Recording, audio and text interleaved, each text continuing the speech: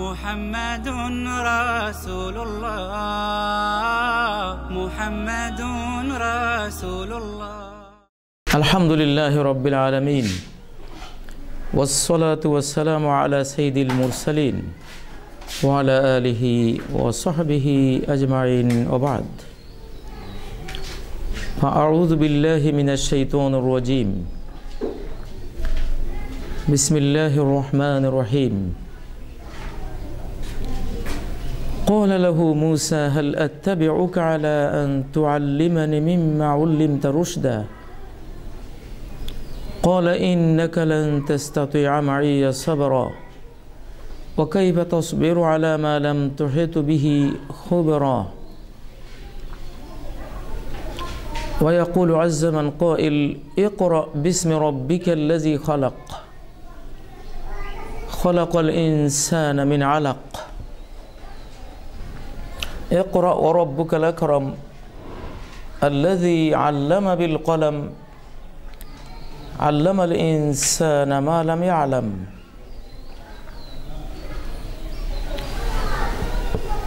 আজকের এই শিক্ষক প্রশিক্ষণের আমার সম্মানিত ভাইয়েরা, জাতির কর্ণধার, জাতির দিশারি ভাইয়েরা, মানুষ তৈরির আপনারা রূপকার, মানুষ তৈরির আপনারা কারিগর।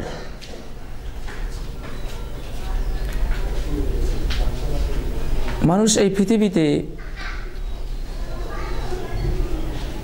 আল্লাহর সৃষ্টি জগতে তার শ্রেষ্ঠত্ব পেয়েছে জ্ঞান দিয়ে। মানুষের জ্ঞানের কারণেই আকাশের নূরের তৈরি ফেরেশতাগণ মানুষকে সেজদা করেছেন আল্লাহর নির্দেশে। وعلم آدم الأسماء كلها ثم عرضهم على الملائكة فقال أنبئوني بأسماء هؤلاء إن كنتم صادقين।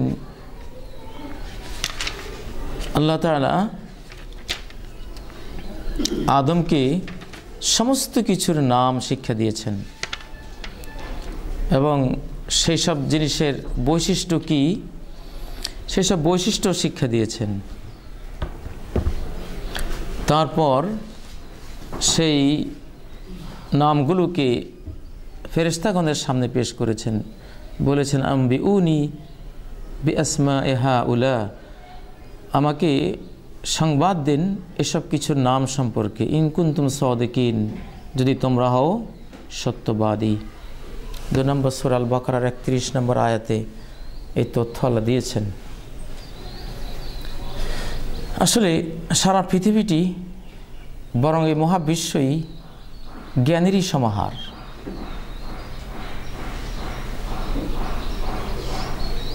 একটা মানুষ সে নিজে একটা লাইব্রেরি। তার প্রতিটি সেল, তার দেহের প্রতিটি কোষ, তার প্রতিটি জিন, দেহের এক একটি জিনের মধ্যে 300 কোটি বেস পেয়ার আছে, আদি জোড়া আছে। সেই আদি জোড়ার মধ্যে সৃষ্টিকর্তার সৃষ্টির ভাষা উদ্ধৃত আছে, যেটা আপনারা জানেন। জেনোম প্রজেক্টের মাধ্যমে বর্তমানে বিজ্ঞানীগণ, প্রাণী বিজ্ঞানী যারা, তারা সৃষ্টিকর্তার ভাষা আবিষ্কার করেছে। যে চোখে দেখা যায় না এমন একটি ক্ষুদ্র কণিকার ভেতরে, জিনের ভেতরে 300 কোটি বেস পেয়ার রয়েছে। অ্যাডেনিন, থিয়ামিন, সাইটোসিন, গুয়ানিন, এই 4টি রাসায়নিক পদার্থের মাধ্যমে প্রতিটি জিনের মধ্যে 300 কোটি তথ্য, 300 কোটি ইনফরমেশন দেয়া আছে। অথচ সেই কণিকাটি চোখে দেখা যায় না। এইভাবেই প্রতিটি জিন, প্রতিটি সেল, এই সেলগুলো বিশ্লেষণ করলে electron, proton, neutron, quark, anti quark, information, সর্বশেষ যেটা তারা দেখতে পাচ্ছে গড পার্টিকলস, ঈশ্বর কণা। ঈশ্বর কণা আমরা বলছি না, ক্ষুদ্রতম কণা। এগুলি সব ইনফরমেশন। একটা ইঁদুর লক্ষ কোটি ইনফরমেশনের সমষ্টি। কোন ফায়া কোন, কোন তো জ্ঞানের কথা। কোন দিয়ে সৃষ্টি, কোনটা কি? ইনফরমেশন। আলা লাহুল খালকু ওয়াল আমর, মনে রেখো তার জন্য রয়েছে সৃষ্টি এবং অর্ডার। অর্ডার থেকেই তো সৃষ্টি করেছেন, অর্ডার দিয়ে সৃষ্টি করেছেন। এজন্য মহাবিশ্বকে বিশ্লেষণ করলে শুধু জ্ঞানই বেরিয়ে আসবে। আপনার বডিকে বিশ্লেষণ করলে শুধু জ্ঞানই বেরিয়ে আসবে। জ্ঞান আর জ্ঞান বিশ্বময় ছড়িয়ে আছে এই মহাজগতে। জ্ঞান শিক্ষার আদাব এবং পদ্ধতি। আমি আজকে জ্ঞান শিক্ষার পদ্ধতি নিয়ে প্রথমে কথা বলবো। আমি একটু চেঞ্জ করছি সিরিয়াল, আদাব এবং পদ্ধতি। পদ্ধতিটা আগে নিয়ে এসেছি। একজন ঘুমাচ্ছেন, কিন্তু হয়তো নাইট কোর্সে এসছেন, এই জন্য ঘুমাচ্ছেন। একটু সচেতন থাকতে হবে, কারণ জ্ঞানের আসরে ঘুমানো এটা খুবই দোষণীয়। শিক্ষক যদি নিজেই ঘুমান, তাহলে ছাত্ররা তো সেন্সলেস হয়ে যাওয়ার কথা। ঘুমানো যাবে না, খুব সচেতন থাকতে হবে। বিগত শতাব্দীর শেষাংশে মানুষের ব্রেইনের উপরে অনেক গবেষণা হয়েছে। মানুষের ব্রেইনে কি কি আছে, কি কি সেল আছে, সৃষ্টিকর্তা কি কি রেখেছেন। তো কোরআন সুন্নাহয় কিন্তু যে শিক্ষাগুলো দেয়া হয়, কম্প্রিহেন্সিভ কামেল ও শামিল পদ্ধতিতে, একসাথে ধর্মশিক্ষা, একসাথে বিজ্ঞান শিক্ষা,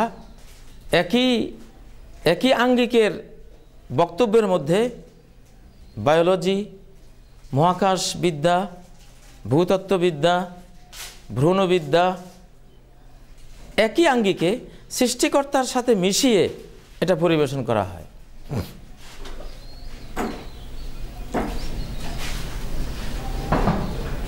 মানুষের ব্রেইন গবেষণা করে যেটা বোঝা গেছে, আমি কতগুলো আপনাদেরকে গবেষণার ফলাফল দিচ্ছি। এগুলো 1997 সাল, 2000, 2004, 2001 বিভিন্ন সময়ে চীন, আমেরিকা, ইউরোপ বিভিন্ন রাষ্ট্রে এগুলো গবেষণা হয়েছে। আর আমাদের তো কোরআন সুন্নাহ এগুলো সেই একেবারে আমরা 1400 বছর থেকেই জানি। ওরা গবেষণা করে আবিষ্কার করে যখন আমাদের কাছে বলে, তখন আমরা বলতে পারি যে এত কষ্ট করার তো প্রয়োজন ছিল না। এটা আমাদেরকে জিজ্ঞাসা করলে আমরা গবেষণার আগে বলে দিতে পারতাম যে এ আছে। তো জ্ঞান শিক্ষার brain compatible learning system, brain compatible learning system আর তাআল্লুম আল মুনসাজিম মা দিমাগ। আপনি যে শিশুকে শিক্ষা দেবেন, যাকে শিক্ষা দেবেন, বা আপনি যেটা শিখবেন, আল্লাহ আপনাকে একটি ব্রেন দিয়েছেন। শিক্ষা ব্যবস্থাটা, শিক্ষা পদ্ধতিটা হতে হবে ব্রেনের সাথে সাদৃশ্যশীল। ব্রেনটা যেভাবে তৈরি, হার্ট যেভাবে তৈরি, ঠিক শিক্ষা ব্যবস্থাটা সেভাবে যাতে হয়, একটার সাথে একটা মিলে। এখন অত্যন্ত সূক্ষ্ম পর্যায়ে এ শিক্ষা ব্যবস্থা চলে গেছে। এটা গবেষণায় দেখা যাচ্ছে যে 1 নম্বর, ইন্না দিমাগানা ইয়াতাআল্লাম বিশাকলিন আফদল ইজা মা তুরিকা আলা তাবিয়াতিহি ওয়া ফিতরাতি। মানুষের ব্রেইন সবচেয়ে ভালোভাবে শেখে তখন যখন তাকে তার স্বাধীনতার উপরে, তার নেচারের উপরে, স্বভাবের উপরে, তার প্রকৃতির উপরে ছেড়ে দেওয়া হয়। অর্থাৎ তুমি শেখো, তুমি একটা কম্প্রিহেন্সিভ ব্রেইনের অধিকারী। এই ব্রেইনটা একটা জীবন্ত অঙ্গ, যেটা অত্যন্ত জটিল এবং বহুবিধ সিস্টেম এই ব্রেনের মধ্যে আল্লাহ দিয়েছেন।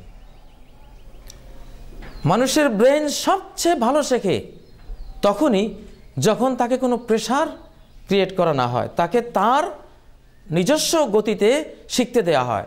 এটাকেই বাংলা ভাষায় অনেকে বলেন সুশিক্ষিত মানেই স্বশিক্ষিত। সুশিক্ষিত মানেই স্বশিক্ষিত। সাহাবায়ে কেরাম এরকমই ছিলেন। কোনো বিদ্যালয় নেই, কারো ক্লাস 1 পাসও নেই, বিদ্যালয় নেই, পাস করবে কি? বিদ্যালয় ছাড়াই তারা মহা জ্ঞানী। পৃথিবীর সব বিদ্যালয়ের পণ্ডিতরা তাদেরকে নিয়ে শেখেন, তাদেরকে দিয়ে শেখেন, তাদের উপরে থিসিস করেন, তাদেরকে নিয়ে গবেষণা করেন।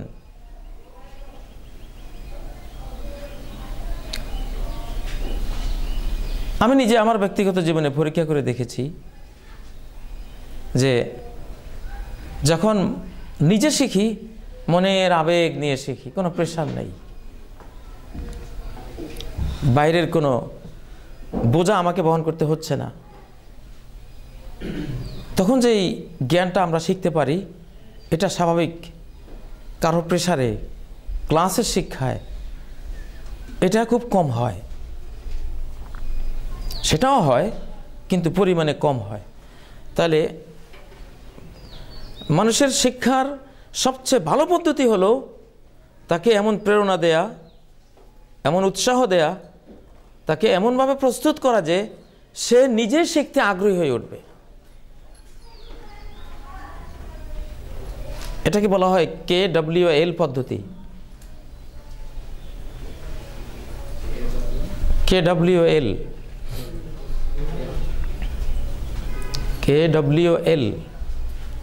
পদ্ধতি। KWL মানে K মানে নো, W মানে ওয়ান্ট, আর L মানে লার্নড। Know, want, learned. ইয়ারিফ, নো মানে ইয়ারিফ আরবিতে, ওয়ান্ট ইয়ারগাব, লার্নড তাম্মা তাআল্লুমু।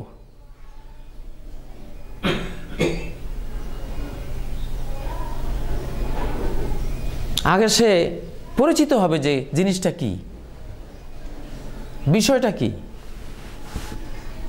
বিষয়টা যখন সে পরিচিত হয় যে এটা এই জিনিস, এটা ভূগোল, এটা ইতিহাস, এটা বিজ্ঞান, এটা বায়োলজি, এটা জিওলজি, এটা এই সম্বন্ধে যখন তার ব্রেনে একটা আইডিয়া আসে তখন একটা আগ্রহ সৃষ্টি হয়। প্রথম ধাপ হলো তাকে পরিচিত করা। এই যে অ্যাডগুলো দেয় টেলিভিশনে, অনলাইনে, ফেসবুকে, এগুলো প্রথমে মানুষের বৈশিষ্ট্য হলো সে যে জিনিস সম্পর্কে আগে পরিচিত হবে না সেই জিনিস সম্পর্কে তার আগ্রহ তৈরি হবে না। তা আমরা প্রত্যেকেই বুঝি। শিশুটা সেই জিনিসের প্রতি আগ্রহী কখন হবে? যখন সে পরিচিত হবে যে এই জিনিস এই, এটা শিখলে এই পাবো, এই শিখলে আমি এই হব, এই শিখলে আমার এই ফলাফল আসবে। এজন্য শিক্ষার প্রথম ধাপটা হলো আল মারেফা। সে বিষয় সম্পর্কে তার ব্রেইনে একটা আইডিয়া আসা।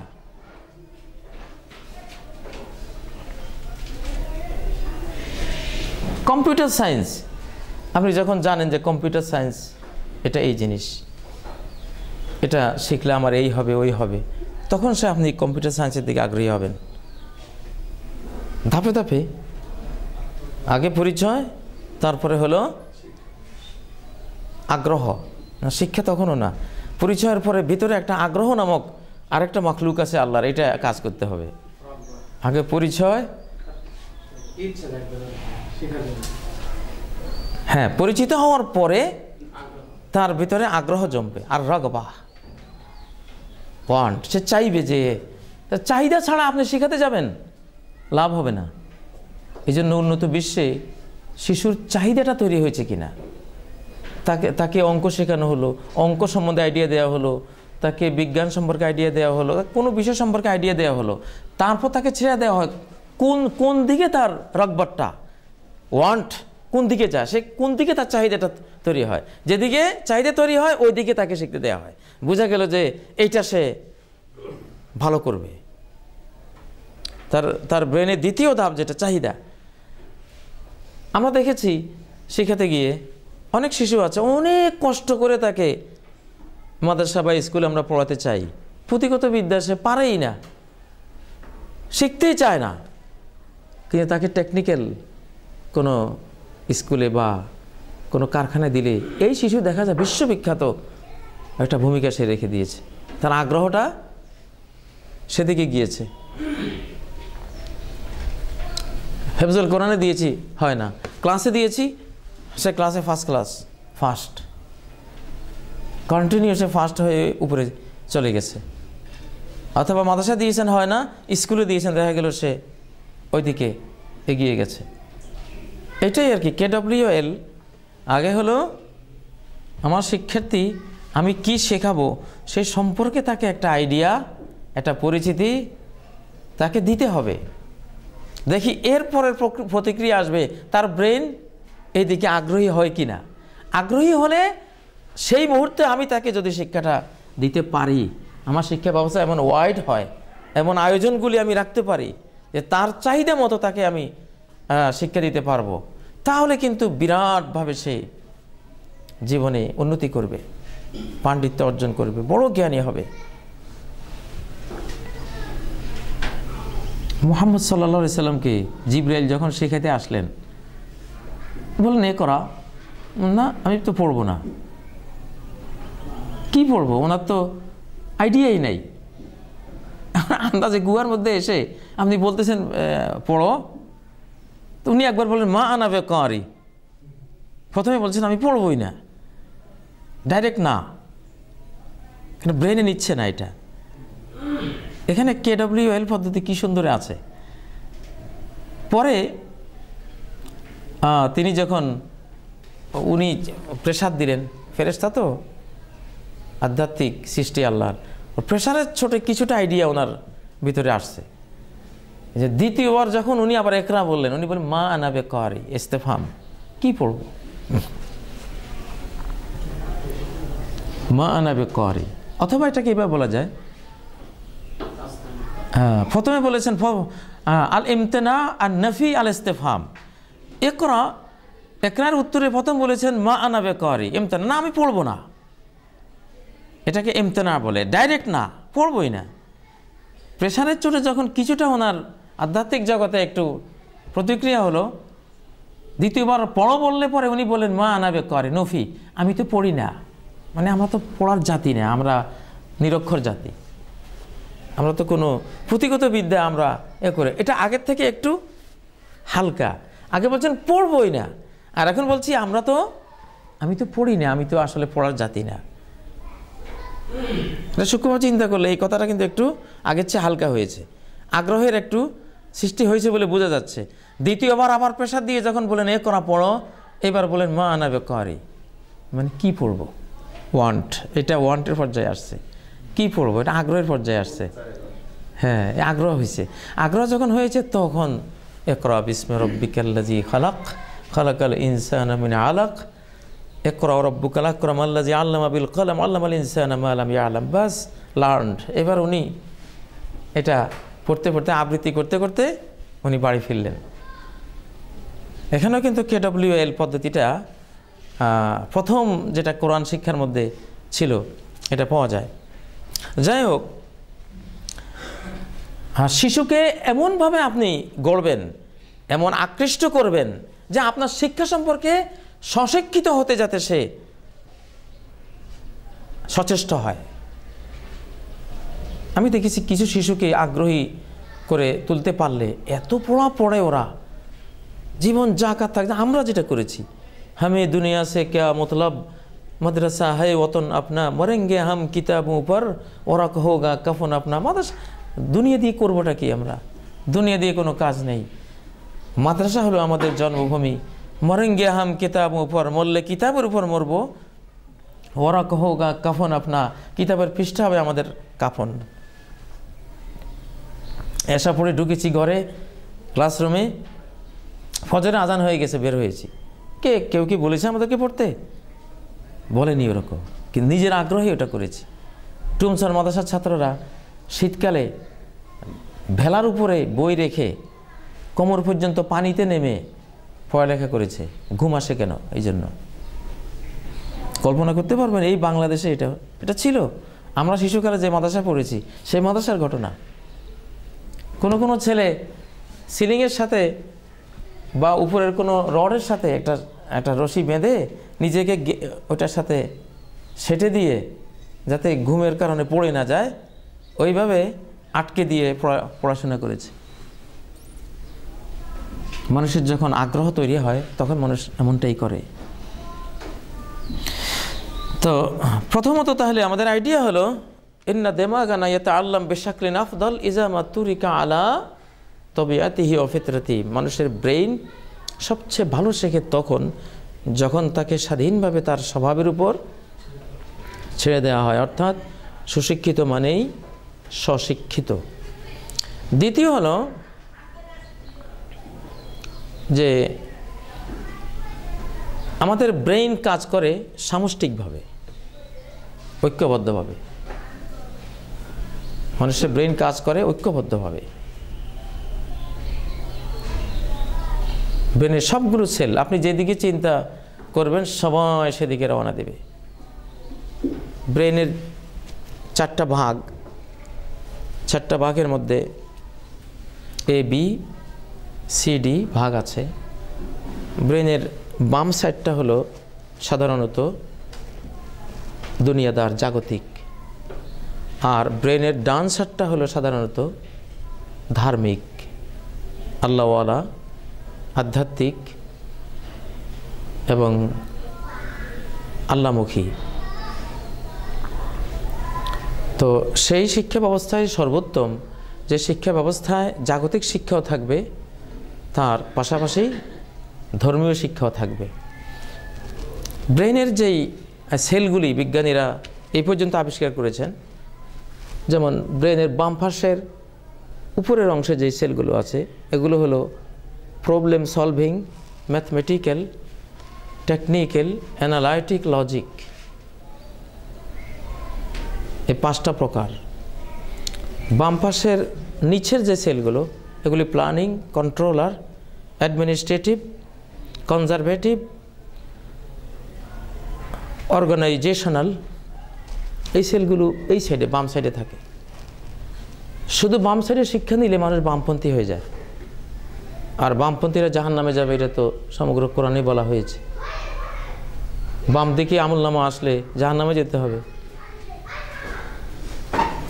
ব্রেনের ডান দিকের নিচে যে সেলগুলো আছে এগুলো talker, musical, spiritual, emotional, interpersonal, এই দিকে সেলগুলো। শব্দ তৈরি করে এরাই। যত টকিং হয় ডানের নিচের সেলগুলো এটা তৈরি করে। মিউজিক্যাল, সুর পছন্দ করে, সেলগুলো এখানে আছে। স্পিরিচুয়াল, ধার্মিক, আল্লাহওয়ালা, দিনদার, মরমী, এই সেলগুলো এখানে আছে। ইমোশনাল, যে আবেগ আমাদের ভিতরে কাজ করে, এই সেলগুলো এখানে আছে। ইন্টারপার্সোনাল বা ব্যক্তিত্ব তৈরি করে যে সেলগুলো, এই সেলগুলো এখানে আছে। তো এটা একটা জটিল, আমি যেটা বলতেছি আপনাদেরকে আইডিয়া দিচ্ছি। বর্তমান শিক্ষা ব্যবস্থা ডিজিটাল হয়ে যাচ্ছে, ম্যানুয়াল শিক্ষা ব্যবস্থা থাকবে না সামনে, এবং সারা বিশ্বে এখন ব্রেন নিয়ে গবেষণা চলছে। আগামী শিক্ষা ব্যবস্থার মধ্যে অলরেডি এখন ঢুকে গেছে, এটা শুরু হয়েছে, কিন্তু আমরা টের পাইনি। আমরা তো টের পাই 100 বছর পরে। পৃথিবীর উন্নত মানুষেরা যেটা 100 বছর আগে করে যখন বাসি করে ফেলে, আমরা টের পাই তারপরে গিয়ে। তো যাতে আমরা পিছিয়ে না যাই সেজন্য আসলে আমি এই দিকটা আপনাদের সামনে তুলে ধরছি যে ব্রেন কম্পিউটেবল লার্নিং আর তাআল্লুম আল মুনসাজিব মা দিমাগ, অথবা ব্রেন বেসড লার্নিং, ব্রেন নির্ভর শিক্ষা ব্যবস্থা, আর তাআল্লুম আল মুস্তানিদ ইলা দিমাগ। তো এখন শিক্ষা ব্যবস্থার মধ্যে আমি প্রথম যেটা বলা হলো সেটা হলো যে ব্রেন তখনই সবচেয়ে ভালো শেখে যখন তাকে তার প্রকৃতির উপর ছেড়ে দেওয়া হয়, স্বাধীনতা দেওয়া হয়। আর দ্বিতীয় হলো ব্রেনটা একসাথে সংঘবদ্ধভাবে কাজ করে। অতএব আপনি এমনভাবে শিক্ষা দেবেন যে শিক্ষার মধ্যে ধর্মীয় ভাবধারা থাকবে। ধর্মীয় ভাবধারায় আপনি বিজ্ঞান শেখান, সে বিজ্ঞানও শিখবে, ধর্মও শিখবে। এটা নয় যে ধর্ম শেখাবার সময় বিজ্ঞান আসতে পারবে না, নিষেধ, কারণ সে শিখতে পারবে না, অথবা বিজ্ঞান শেখার সময় ধর্মীয় কোনো কথা বলা যাবে না, কারণ সে শিখতে পারবে না। এটা নয়, কারণ এখানে তো সব সেলগুলি একসাথে যোগ দেয়। ধর্মীয় সেলগুলি ধর্মের দিকগুলো নেবে, ম্যাথমেটিক্যাল সেলগুলি তাদের কাজ নেবে, ইমোশনাল সেলগুলি তার ভাবটা নেবে, যার যেটা। এই জন্য অ্যাট এ টাইম আল্লাহ তাআলা কোরআনের মধ্যে সব কিছু একসাথে শিক্ষা দিয়েছেন। আপনি দেখেন সূরা আম্বিয়ার 30 নম্বর আয়াত, আওয়ালাম ইয়ারাল্লাযিনা কাফারু আন্নাস সামাওয়াতি ওয়াল আরদা কানাতা রাতকান ফাফাতাকনাহুমা। যারা কাফের তারা কি দেখে না আসমান জমিন একটি পিণ্ড ছিল, অতি ক্ষুদ্র একটি কণিকা ছিল। বিজ্ঞানীরা যেটা বলছেন যে একটা অ্যাটমের হাজার লাখো কোটি কোটি কোটি কোটি অংশের এক অংশ। এত অকল্পনীয় ক্ষুদ্র একটা কণিকা থেকে মহাবিশ্বের সৃষ্টির সূচনা করা হয়েছে, বিগ ব্যাং থিওরি যেটা। অথচ এটা কোরআন বলছে, কিন্তু কিভাবে বলছে? আওয়ালাম ইয়ারাল্লাযিনা কাফারু, একটা খোঁচা দিলেন যে তারা আল্লাহকে অবিশ্বাস করে। বিশ্বাসের সাইডটা নিয়ে আসলেন। এটা হলো স্পিরিচুয়াল। এখানে বিজ্ঞানের ক্লাস নিতে গিয়ে আল্লাহ তাআলা স্পিরিচুয়াল সাইডটা আনলেন, আধ্যাত্মিক ধর্মীয় সাইডটা আনলেন। কারণ ব্রেনের যোগ্যতা আছে, তাকে আমি বিজ্ঞান শেখাবার মহাকাশ তত্ত্ব, তাকে আমি মহাকাশ তত্ত্ব শেখাচ্ছি বা বিগ ব্যাং থিওরি শেখাচ্ছি, সেখানে ধর্মকে টেনে আনতে কোনো বাধা নাই, কারণ তার ব্রেনকে সেভাবে তৈরি করা হয়েছে। অ্যাট এ টাইম সে হাজারো বিষয়কে নিয়ে এগিয়ে যেতে পারবে। এত বড় শক্তিশালী এই ব্রেনটা। এক একটা কোষ কত বড় শক্তিশালী কোষ, হাজার হাজার কম্পিউটারের সমান এই পাওয়ারফুল এই ব্রেনটা আল্লাহ আমাদেরকে দিয়েছেন। তো সেজন্য যেহেতু মানুষের ব্রেন সে সংঘবদ্ধভাবে কাজ করে সামাজিক জীবের মতো, অথবা আপনি তাকে অঙ্ক শেখাবার সময় এটা চিন্তা করবেন না যে এই সময় কোনো ধর্মীয় কোনো আলোচনা আনাই যাবে না। যেমন সেকুলার শিক্ষা ব্যবস্থার মধ্যে ধর্মের প্রসঙ্গ আসলে ওরা বলে আপনি তো সায়েন্স শিখাচ্ছেন না, আপনি তো কোনো ডাক্তারি বিদ্যা শিখাচ্ছেন, আপনি শিখাচ্ছেন ধর্ম। এই কথাগুলি ভুল। কারণ আল্লাহ প্রথম শিখার মধ্যে ইকরা বিস্মি রাব্বিকাল্লাযী খালাক, পড়ো, কিন্তু সেখানে কি যুক্ত করলেন? পড়ো, এটার সাথে বিস্মি রাব্বিক, ধর্মকে যুক্ত করে দিলেন। একত্ববাদ, আল্লাহ তাওহীদকে নিয়ে আসলেন। অতএব বোঝা গেল পৃথিবীর মানুষদের সামনে শিক্ষা ব্যবস্থা যদি এমনটা হয় যে প্রতিটি বিষয়কে শিক্ষা দেওয়ার সময় তার মরমী সাইড, তার আধ্যাত্মিক সাইড, তার ধর্মীয় সাইড, নৈতিক সাইড, এই সব সাইড রক্ষা করে যদি কোনো একটা শিক্ষা দেওয়া হয়, এতে শিশুদের শিখতে কোনো সমস্যা হবে না, বরং আরও ভালো হবে। তার ব্রেন লাভবাহিক বলবে, তার আত্মা প্রশান্তি পাবে, তার ব্রেনের সবগুলো সেল নিজ নিজ উপাদান খোরাক চাহিদা পেয়ে যাবে। তো এই জন্য আপনারা যারা শিক্ষা দেবেন, আপনাদের শিক্ষার মধ্যে যাতে আদর্শিক দিক, ধর্মীয় দিক, ঈমানের দিক, তাওহীদের দিক এসব থাকে। আপনি বললেন নদী কাকে বলে? পাহাড়ের উপর থেকে পাথর নিঃসৃত পানি রাশি উপর থেকে আঁকা বাঁকা পথে গড়িয়ে প্রবাহিত হয়ে উপত্যকা গড়িয়ে স্থল অঞ্চলে বেয়ে গেল, গ্রাম গঞ্জ নগর বন্দর পেরিয়ে, এবং পতিত হলো সাগর উপসাগরে। এই হলো নদী। আপনি তো বলেছেন কথা ঠিক আছে, কিন্তু আপনি যদি এভাবে বলতেন সৃষ্টিকর্তা পাথরের ভেতর থেকে পানির রাশি নিঃসৃত করে পাহাড়ের দুর্গম বন্ধুর পথ পার করিয়ে, উপত্যকা পার করিয়ে, গ্রামগঞ্জ নগর বন্দর পার করিয়ে সাগর মহাসাগরে যেই জলরাশিকে, পানি রাশিকে তিনি প্রবাহিত করিয়ে থাকেন সেটাকেই আমরা বলি নদী। তাহলে কি হলো? পরিপূর্ণ, কম্প্রিহেন্সিভ। ব্রেনের বাম সাইড তার তথ্যগুলো নিয়ে নিল, ব্রেনের আল্লাহওয়ালা সাইড তার তথ্যগুলো নিয়ে নিল। তাহলে আপনি কেন শিশুকে ঠকাবেন যে একটা সাইড দিলেন আর একটা সাইড দিলেন না? একটা পাখি কি একটা পাখায় উঠতে পারবে? যার দুটো পাখা লাগবে উঠতে, একটা পাখার সামান্যতম যদি ভেঙে যায় আর উড়া হয় না।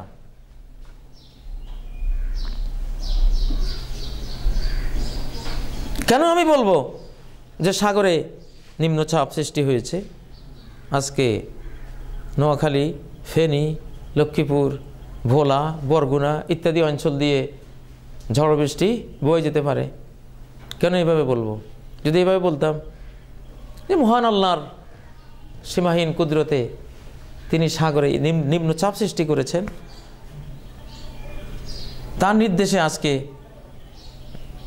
লক্ষ্মীপুর, নোয়াখালী, ফেনী, বরগুনা অমুক অঞ্চল দিয়ে ঝড় বৃষ্টি বয়ে যেতে পারে, তাহলে এটা তো হতো ইমানদারদের কথা।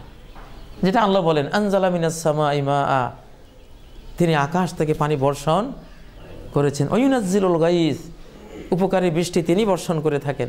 একটু চেঞ্জ, কথা এইভাবে না বলে ওইভাবে বললেই তো হয়ে গেল। অতএব যেহেতু মানুষের ব্রেন সে সামষ্টিকভাবে কাজ করে, অতএব সামষ্টিক ধারণা দিয়ে কথা বলাটাই হলো তার জন্য সর্বোত্তম। 3 নম্বর কথা হলো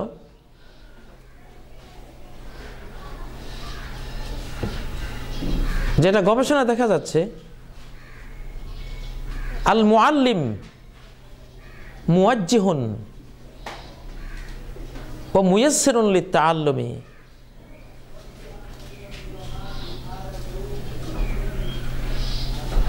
যিনি শিক্ষক হবেন তার কাজটা হলো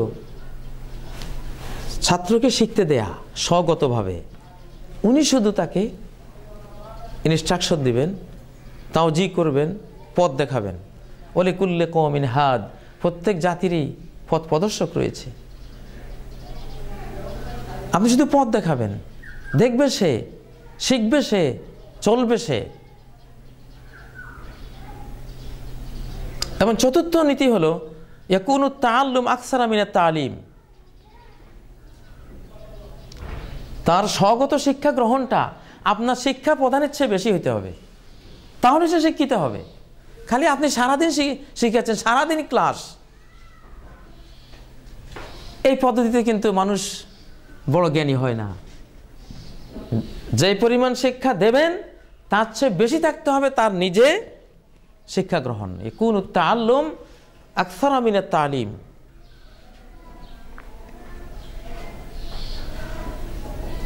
আপনার শিশু কি সেই পর্যায়ে গেছে কিনা? না শুধু আপনি যতক্ষণ পড়ান ততক্ষণ পড়ে, এরপরে আর স্বগত কোনো চেষ্টা করে না, তাহলে বুঝতে হবে হলো না, তার মধ্যে সেই আসলে শিক্ষিত হওয়ার সেই যোগ্যতা সৃষ্টি হয়নি। এজন্য ওস্তাদ হবে মুয়াসসির লিত-তাআল্লুম, শিক্ষার জন্য আপনি সহযোগী হবেন। রাসূলুল্লাহ সাল্লাল্লাহু আলাইহি সাল্লাম যে শিক্ষা দিতেন আমরা দেখি 1-2 মিনিট, মানে একটা হাদিস বলেছেন, কয়েকটা আয়াত পড়েছেন, বস শেষ। সারাদিন এগুলো নিয়ে গবেষণা, আলোচনা, পর্যালোচনা সাহাবীরা করে ওনারা শিক্ষিত। রাসূলুল্লাহ সাল্লাল্লাহু আলাইহি সাল্লামের জীবনের সবচেয়ে বড় যেই শিক্ষা বিষয়ক শিক্ষামূলক খুতবা বিদায় হজ্জের, এটা 5 মিনিটের বেশি হবে? হবে না, 5 মিনিটের বেশি হবে না।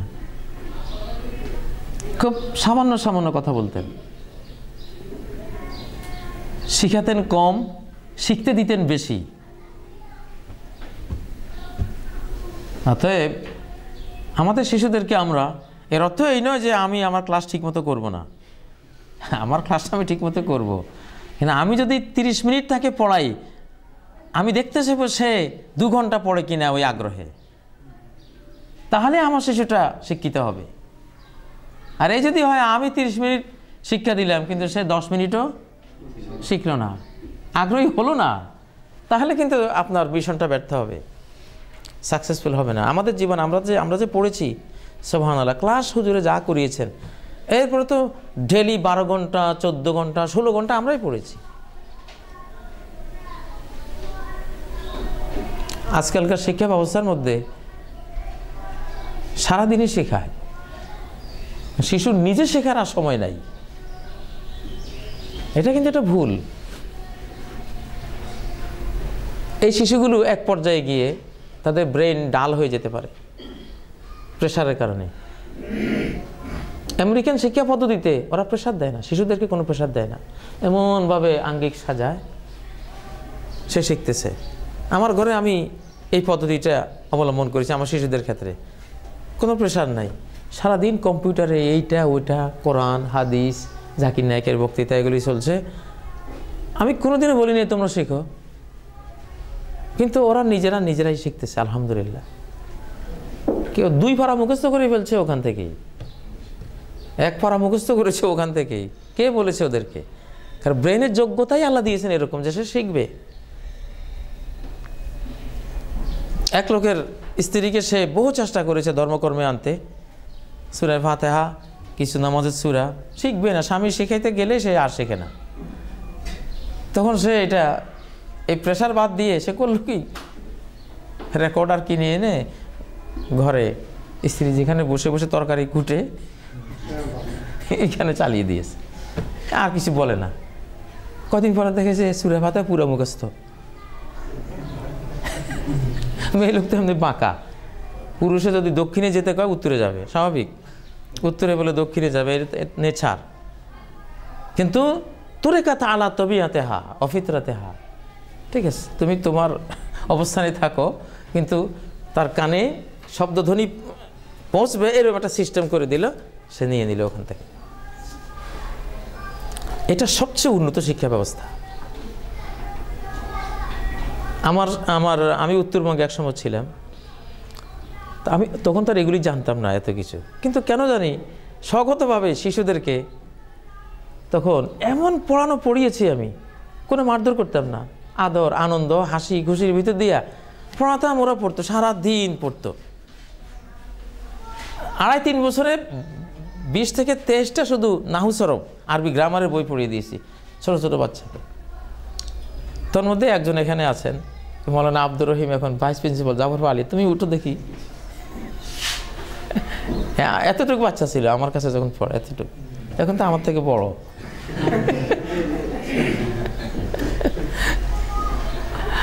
এই মৌলানা আব্দুর রহিম, ওই গ্রুপে যারা ছিল এরা কেউ সবাই আলহামদুলিল্লাহ প্রিন্সিপাল, ভাইস প্রিন্সিপাল, মুহাদ্দিস, ফকি, ডাক্তার, প্রফেসর, সবাই প্রায় এরকম হয়েছে। স্বগত আদরে, স্নেহে, মায়া, মমতায় স্বগতভাবে শিখতে দিলে শিক্ষার পাঠ তো থাকবে, আমি শেখাবো, কিন্তু খেয়াল রাখবো যে সে নিজে, আমি কত শেখাবো, সারা জীবন থাকবো তার সাথে, আমার তাকে এমন করে দেয়া সেই জ্ঞানের প্রতি আকৃষ্ট হয়ে এমন হবে যে নবীজি বলেছেন মানহুমান লা ইয়াশবাআন, 2 লোভীর পেট ভরে না কখনো। সেই লোভটা আমি সৃষ্টি করতে পারলাম কিনা, সেটা হলে কাজের কাজ হয়ে গেল। কত যে শিখবে সে। মানহুমান লা ইয়াশবাআন, 2 লোভী তাদের পেট ভরে না। মানহুমুন ফিল ইলম, একজন হলো জ্ঞানের লোভী, মানহুমুন ফিদ দুনিয়া, আরেকজন হলো দুনিয়ার লোভী। এই 2 লোভীর কোনো পেট ভরে না। যাই হোক, তাহলে আমরা যারা ওস্তাদ হব, আমরা মুয়াসসির লিত-তাআল্লুম, আমরা শিক্ষার সহযোগী হব, তাকে আমরা তাওজীহ করব, নির্দেশনা দেব, তাকে প্রস্তুত করব, আগ্রহী করব, কিন্তু মূল শেখার কাজটা সে নিজে নিজে যাতে করে, নিজে যাতে পড়ে, নিজে যাতে সে এই পথে পা বাড়ায়, সেই সিস্টেমটা আমাদেরকে লক্ষ্য রাখতে হবে। লেটেস্ট শিক্ষার পদ্ধতি এগুলি। আমার কাছে যে গবেষণাটা আছে এটাকে আমি অনুবাদ করে আপনাদেরকে দেব ইনশাআল্লাহ। অনুবাদ হয়নি বিদায় দিচ্ছি না আজকে।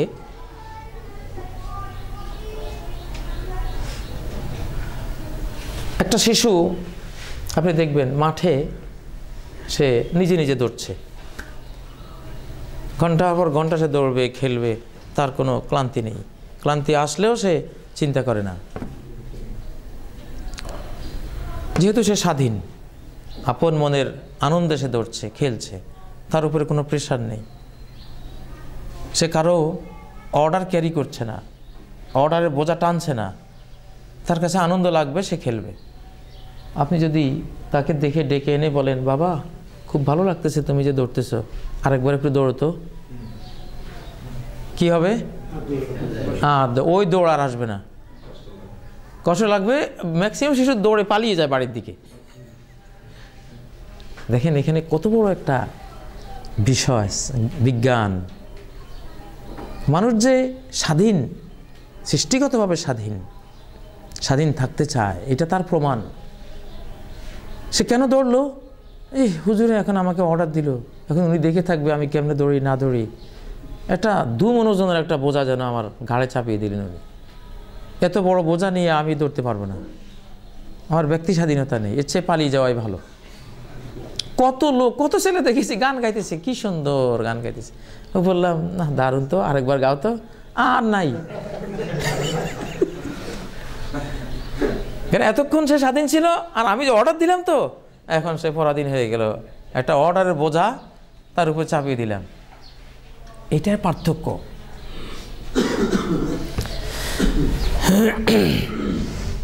যাই হোক, আপনাদেরকে আমি 4টা তথ্য দিলাম জ্ঞান শিক্ষার পদ্ধতির মধ্যে।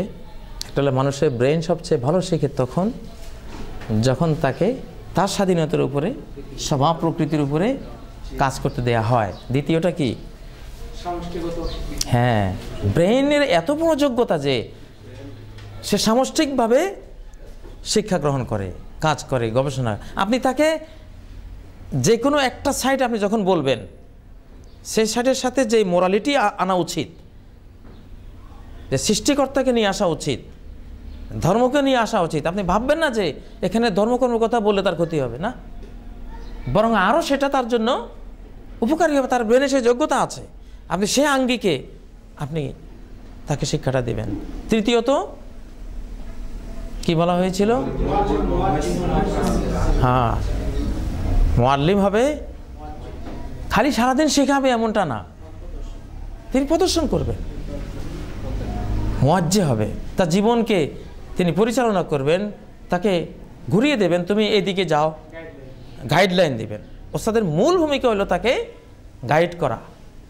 এই দোয়াই তো সূরা ফাতিহা করা হয়েছে। আল্লাহ তো আমাদের ওস্তাদ, ওনাকে বলা হয়েছে কি ইহদিনাস সিরাতাল মুস্তাকিম, গাইডেন্স, আমাদেরকে গাইডলাইন দেন, আপনি সিরাতে মুস্তাকিমের পথ দেখিয়ে দিন।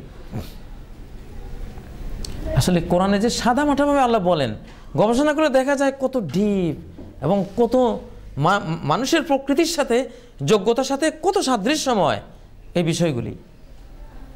আর চতুর্থত, শিক্ষা দান যা করব তার চেয়ে সে স্বপ্রণোদিত হয়ে শিখবে বেশি। আমার শিক্ষা প্রদানের চেয়ে তার শিক্ষা গ্রহণের মাত্রা বেশি হবে, তাহলে সে শিক্ষিত হবে। রাসূলুল্লাহ সাল্লাল্লাহু আলাইহি ওয়াসাল্লাম তিনি শিক্ষা দিতেন, এইভাবে শিক্ষা দিতেন। তিনি কত সফট কর্নার ছিলেন, কত মায়া মমতার শিক্ষক তিনি ছিলেন। এক বেদুইন এসে মসজিদে বসলো, কিছুক্ষণ পরে উঠে সে মসজিদে পেশাব করে দিচ্ছে। সহিহ বুখারী সে বিখ্যাত হাদিস। সব সাহাবীরা তো বড় বড় চোখ করে তাকে ধরার জন্য এগিয়ে আসতেছে। নবী সাল্লাল্লাহু আলাইহি ওয়াসাল্লাম বলেন, দাউহু লা তুজরিমুহু, ছেড়ে দাও ওকে, তোমরা ওর পেশাব কেটে দিও না। এরপরে যখন পেশাব করা শেষ হলো, তখন নবীজি বললেন, হারিকু আলা বাউলিহি সাজলা মিম্মা, তার পেশাবের উপরে এক বালতি পানি মেরে দাও। এই যে একজন শিক্ষক, মহান শিক্ষক, এখানে কিন্তু একটা শিক্ষা তিনি দিয়ে ফেলেছেন, এই পদ্ধতির মধ্যে একটা শিক্ষা দিয়ে ফেলেছেন যে কিভাবে একজন শিক্ষক তিনি মহানুভব হতে হয়, তিনি মায়াময় হতে হয়, শিক্ষা দিয়েছেন। সে আরবি, সে বেদুইন, সে বলল, ফাওয়াল্লাহি মা দরাবানি ওয়ালা কাহারানি ওয়ালা সাব্বানি, আল্লাহর কসম আমাকে মারলেনও না, কোনো একটা হুমকি ধুমকিও দিলেন না, কোনো গালিগালাজও করলেন না। এমন মহান শিক্ষক হয়। তারপরে সে নামাজের মধ্যে দোয়া করতেছে, আল্লাহুম্মা রহামনি ওয়া মুহাম্মাদান ওয়ালা তারহাম মা'ানা আহাদান। হে আল্লাহ, আমাকে রহমত করেন আর মোহাম্মদকে রহমত করেন, আমাদের সাথে আর কাউকে রহমত করেন না, কারণ সবাই তো আমাকে খুব চোখ রাঙিয়েছে, এদের কাউকে রহমত করার দরকার নাই, শুধু মোহাম্মদকে রহমত করেন। শিক্ষকতার মাহাত্ম্য কোথায়? পঞ্চমত যেটা আমি আপনাদেরকে বলবো, শিক্ষা গ্রহণের পদ্ধতি, মানুষের ব্রেন, এটা টেকনিক্যাল সেল আছে এখানে, এগুলি হলো বাস্তববাদী। আপনার শিক্ষাটা হইতে হবে প্র্যাকটিক্যাল, ব্যবহারিক, আল ওয়াকি ওয়াল আমালি। রাসূলুল্লাহ সাল্লাল্লাহু আলাইহি ওয়াসাল্লামের শিক্ষার বৃহদাংশটা এরকমই ছিল।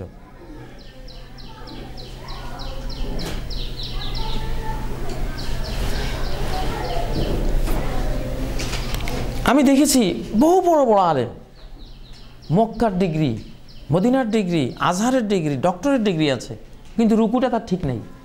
রুকুর মধ্যে সে তার পিঠটা কুজা, কারণ সে আজীবন থিওরি শিখেছে, রুকু করতে হয় এটা সে শিখেছে, কিন্তু তার কোনো উস্তাদ তাকে প্র্যাকটিক্যালি যে রুকুটা বাবা এরকম হইতে হবে, পিঠামন কেন, পিঠ সোজা করো।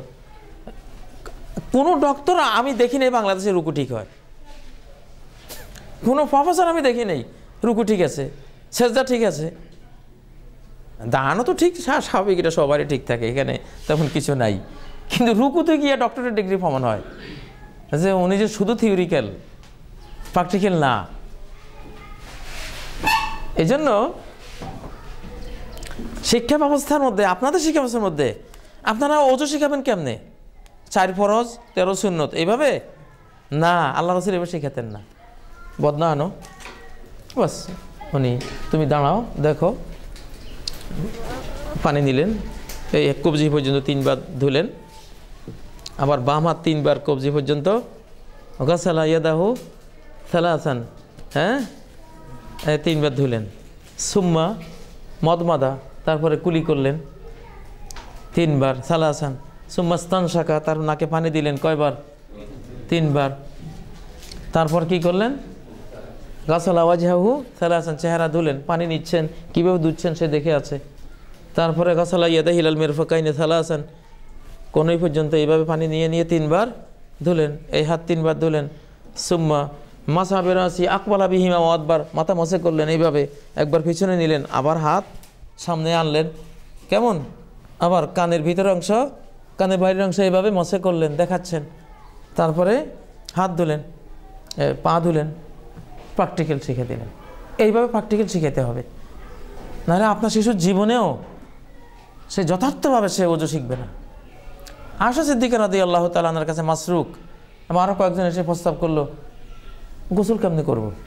তো উনি পানি 1 বালতি আনলেন, পর্দা টানালেন, পরে আমাদের মাহরাম ছিল, উনি গোসল করতেছেন,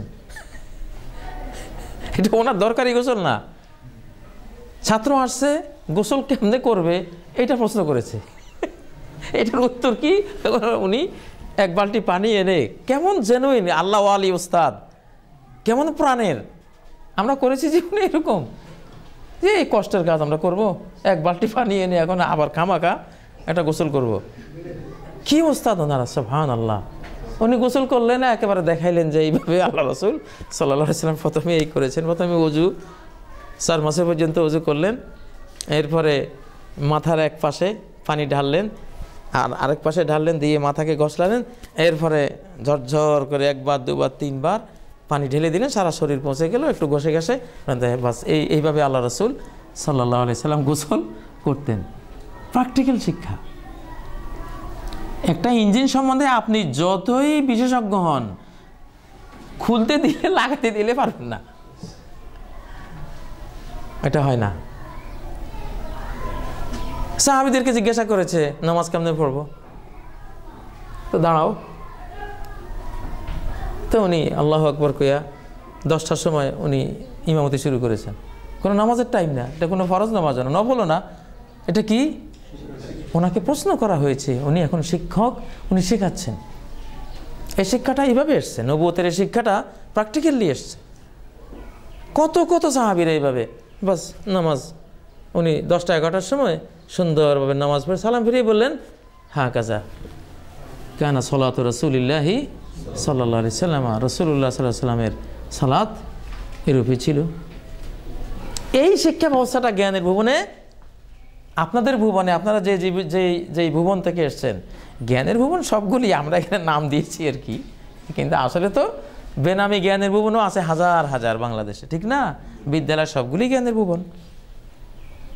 প্র্যাকটিক্যাল শিক্ষাটা নাই, এই জন্য শিক্ষা হচ্ছে না।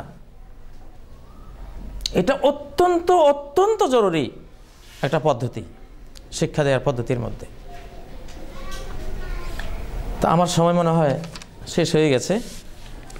আজকে আদাবের জন্য একটা পয়েন্ট শুধু আপনাদেরকে আমি উল্লেখ করেছিলাম আয়াতের মধ্যে, আপনারা পড়লে আল্লাহ আপনাদেরকে বুঝ দেবেন।